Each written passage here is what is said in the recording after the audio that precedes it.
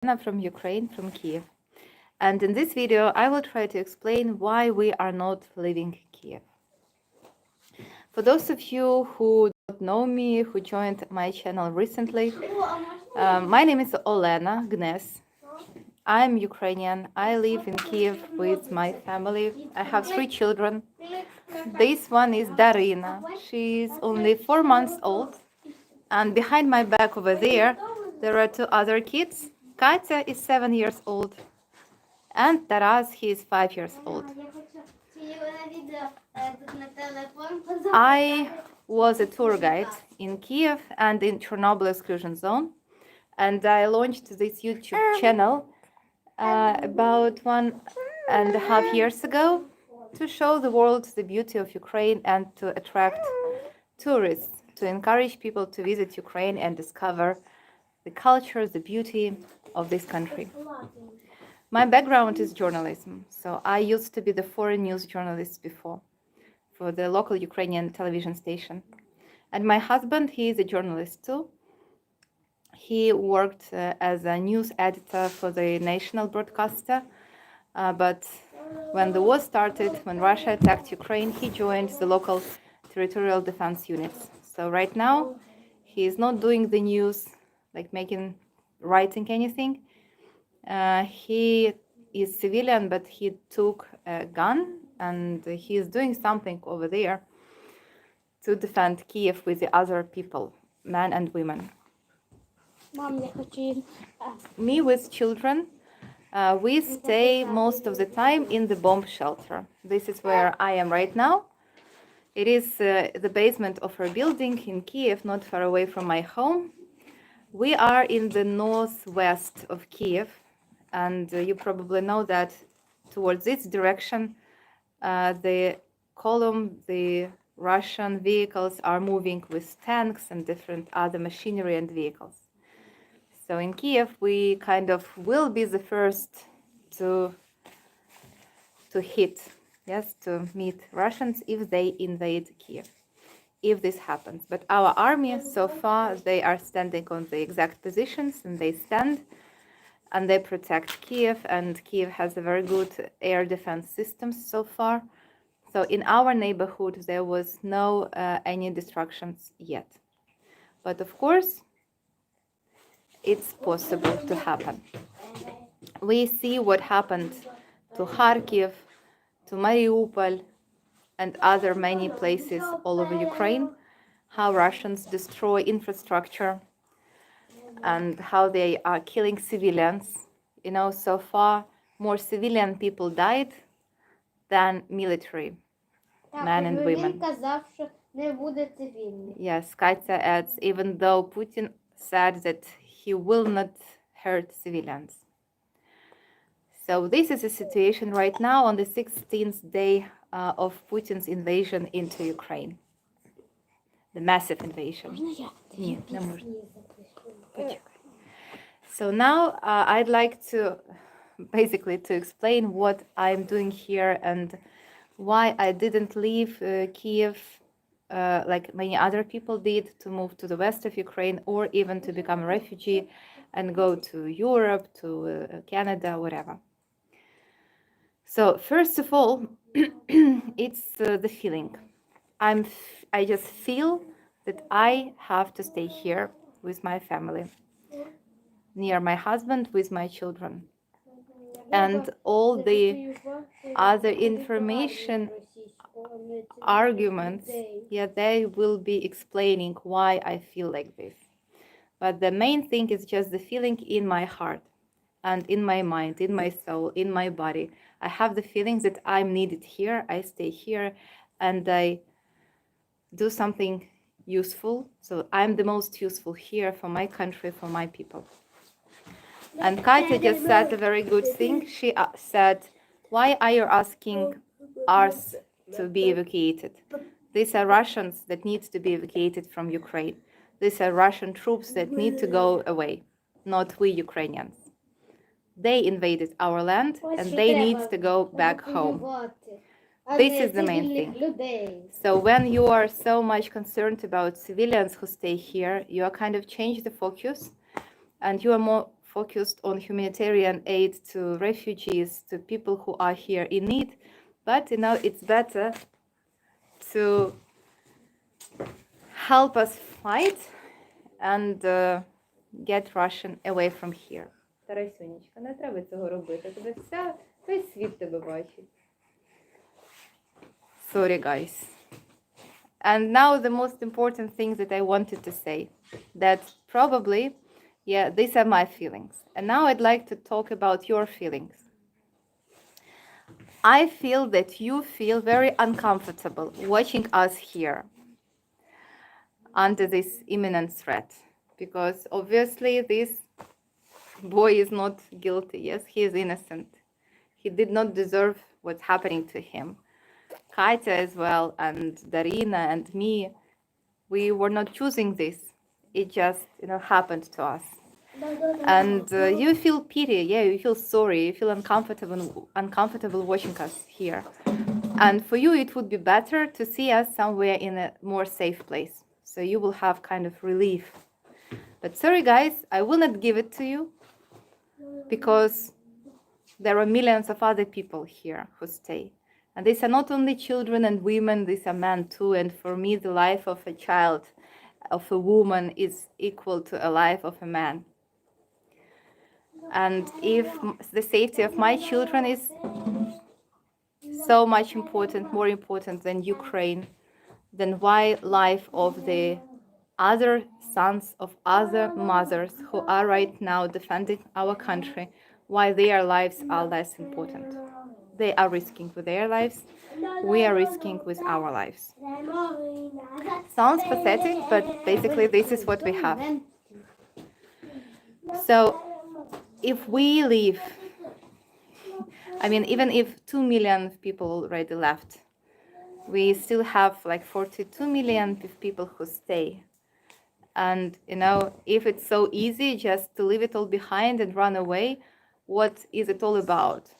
Like, who needs this war? Then why not surrender immediately to Putin, give it all to him, all our culture, our history, our nation, our country, just give up and become part of Russia? Yes, why do we need all this blood and victims and heroes and everything? But people are fighting. People are defending themselves. People stay on their own land, and they will make enemy go, leave our land. This will happen for sure. But what is the cost? What is the cost of this war? How many Ukrainians will die? How many other children will die? How many other men and women will die in this war? This should not happen, of course. Now, what is the attitude of the Western countries, of the NATO, of the USA?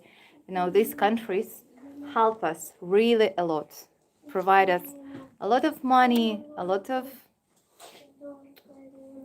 ammunition, a lot of humanitarian aid. Yeah, a lot. It is enough. This money is enough for these countries not to feel guilty. But this help is not enough to stop Putin. So I feel like this is like a game. Like, officially, we give you guys a lot of money, really a lot of money, a lot of ammunition, a lot of, medications and everything. But this will not stop Putin. And everybody knows it. Everybody understands it. What would stop all this death would be the no-fly zone and like immediate intervention. But for some reason, the West is afraid of Putin, even more afraid than us, because us in Ukraine, we have no choice, because it already knocked at our doors. You over there, you still hope that you'll be fine over there. Even though Putin already hijacked 2 nuclear power plants here in Ukraine, one of them is Chernobyl nuclear power plant. So this is already like international terrorism. So the reason is good enough, to intervene and stop the criminal. But you still hope that you can negotiate with Putin, make some peace agreements or something. I think something similar happened in 30s when Hitler was in power in Germany. You, like America, NATO, are afraid that like they will become officially the enemy and the Third World War would start because of this. But come on, just try to watch the Russian television, read Russian media. You are already the enemy. They are already talking about you as about enemy who supplies Ukrainians, that Ukrainians with the weapons. So you are already in the game. And if we look back before they started, Putin didn't even want, to communicate with our president. He was talking to NATO. He was talking to Washington. And some of you even wrote in the comments to my YouTube channel that it's not about Ukraine. It's about Russia and NATO. It's about Russia and the US. So what's happening right now? Why is it all about Ukraine only right now? Maybe if I would be a European living somewhere, I don't know, in peaceful Switzerland, for example, sorry, Stefan, or anywhere else, and I would see another country being invaded like this, I would probably maybe think about my personal safety more than about safety of Ukrainians. And I would think, oh gosh, let Ukrainians surrender. Let Putin just take this piece of the land and relax. And maybe we will be safe here in Europe. My children will be safe. I will have enough of money and everything, enough comfort, and the war will stop somewhere over there in Ukraine. I hope it's not the case, okay? I hope that you do not want Ukraine to give up and become a part of Russia and be swallowed by this monster.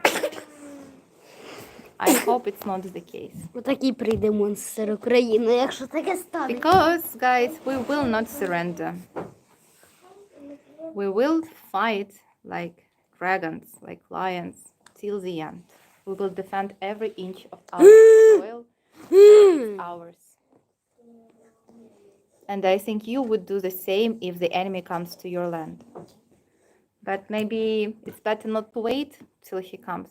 Maybe it's better to punish the criminal right now. Putin is like doing whatever he wants and he is not punished at all. He is still, being talked about like about a president of a country, not as an international criminal, despite all the crimes that he has already committed, despite that he has killed already thousands of people here in Ukraine. I don't know. I already talked about this to one of the journalists. Like, if, for example, I drive on the red light and hit someone with my car and kill someone, I would be imprisoned for this. But Putin did. He, just invaded. He was driving with tanks and everything, and with the airplanes on the red light. He just invaded. He violated the borders of my country, independent country. And he just started killing people. And he already killed thousands of people, both Ukrainians and even Russians. Because I don't think that Russian people really want, this war. So why is he still like a politician? Why he is not international criminal? Why, the police of all the countries are not looking for him to imprison him, to punish him, or even to liquidate him? Because this is what you usually do with a terrorist who hijacks an airplane, who hijacks a school, who hijacks a shopping mall. If negotiations do not work because the terrorist is crazy, usually the police tries to liquidate the criminal. Why is it not happening right now with Putin? Why my children do not go to school, do not go to kindergarten? Why we are hiding in the bomb shelter? Why my husband is taking the gun? Why I am about to take the gun into my other hand? If only I was given, I would take it just to protect my children. Why? Why? It's not fair. Why?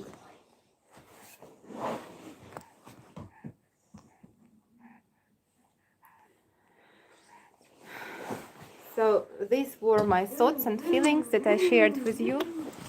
Thank you very much for watching. I've looked through some of the comments that you write.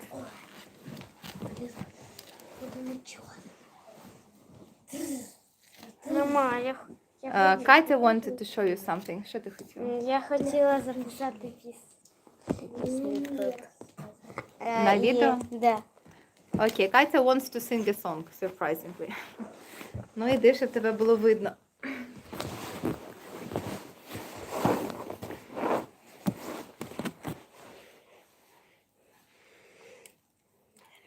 Трошки далі відсунься до голови. Ага. Ну давай. А потім ще казку розкажу. Ну давай. Спочатку казку Можеш. розкажу. Окей, Katya wants to tell you a fairy tale. Окей. Путін какашка. Putin is a piece of shit. Жив собі на світі Путін, якого звали какашка. Once upon a time there was a Putin living and his name was a piece of shit.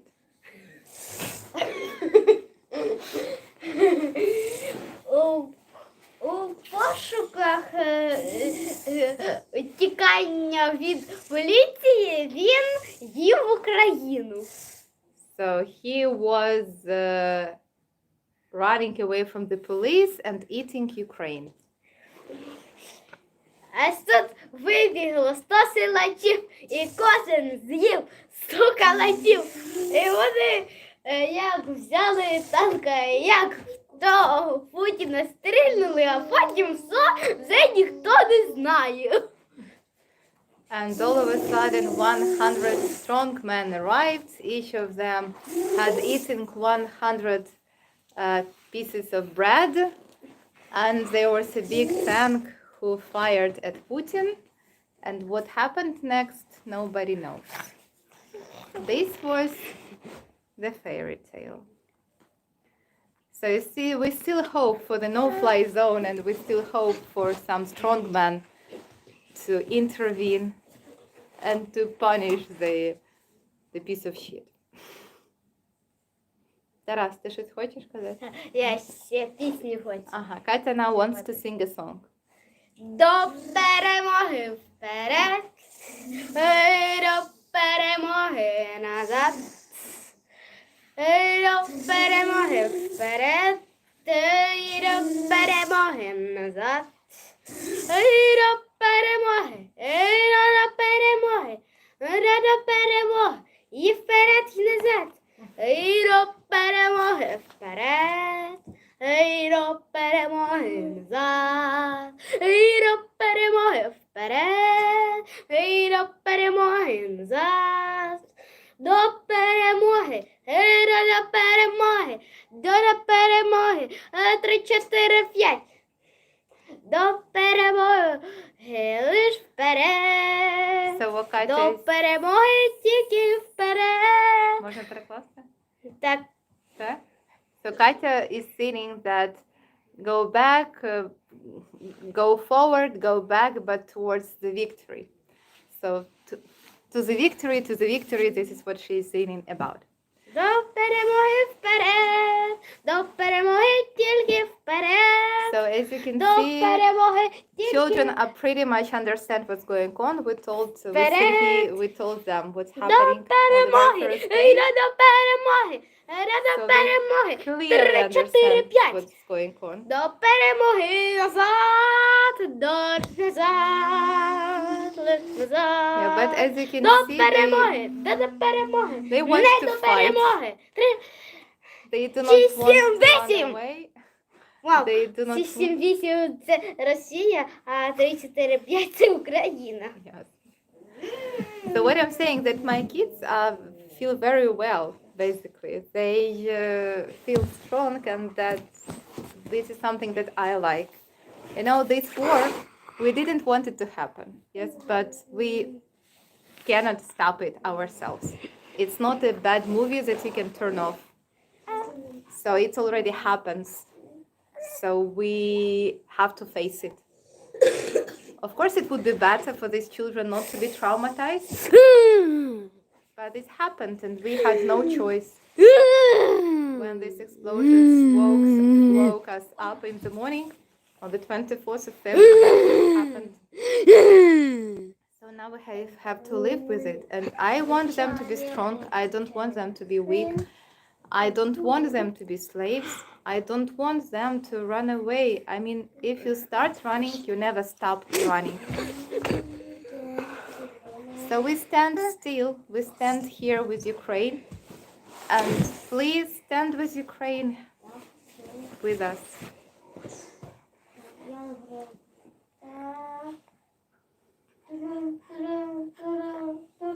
Well, ladies and gentlemen, thank you very much for all of your support.